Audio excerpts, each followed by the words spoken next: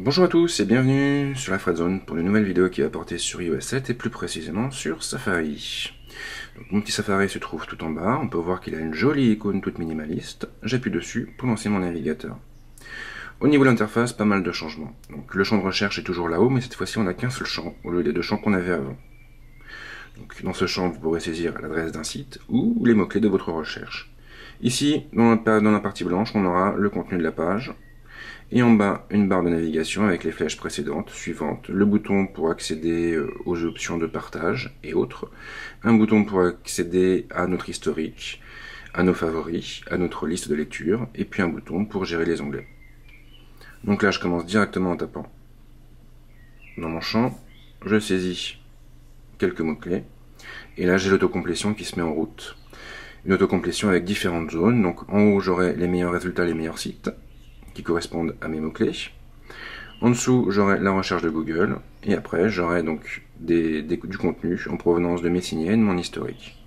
Si j'étais sur la page d'un site, j'aurai une autre partie dédiée à la recherche interne.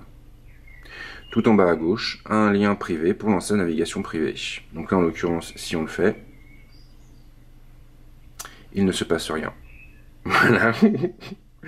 Bon, je pense que c'est parce que je ne suis pas sur une page de résultats. Donc je tape sur une proposition et là automatiquement donc j'ai tous les résultats qui apparaissent dans la fenêtre.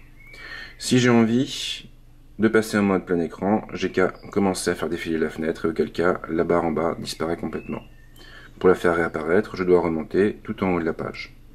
Le bouton central me permet d'accéder à différentes options de partage, via message, par mail, Twitter ou Facebook, et à différentes fonctions pour ajouter la page au signet, pour l'ajouter à la liste de lecture, pour l'ajouter sur l'écran d'accueil, pour la copier ou l'imprimer.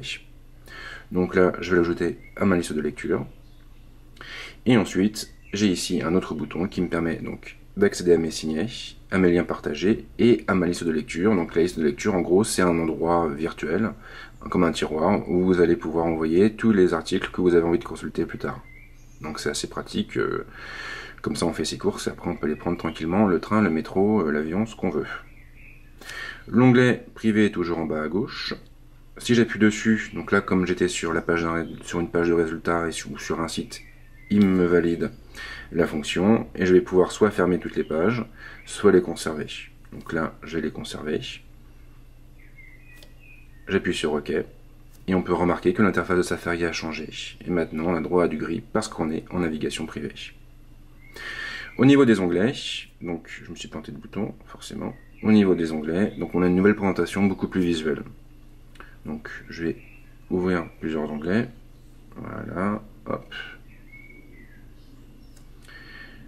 Donc toujours en bas, on a un bouton pour accéder à la navigation privée ou en sortir, un bouton pour ouvrir un nouvel onglet et un bouton OK pour fermer cette fenêtre. Si j'ai envie de fermer un site, j'ai deux solutions. Soit j'appuie sur la petite croix qui se trouve en haut à gauche, soit je fais un balayage latéral de la droite vers la gauche. Donc voilà pour les principales fonctionnalités de Safari. Alors j'oublie certainement 2-3 trucs, mais au moins comme ça, vous avez un tour d'horizon de l'application. Ce qu'on peut en dire, en tout cas, c'est que la nouvelle interface est beaucoup plus agréable à utiliser, et j'ai l'impression aussi que Safari est plus rapide, plus réactif.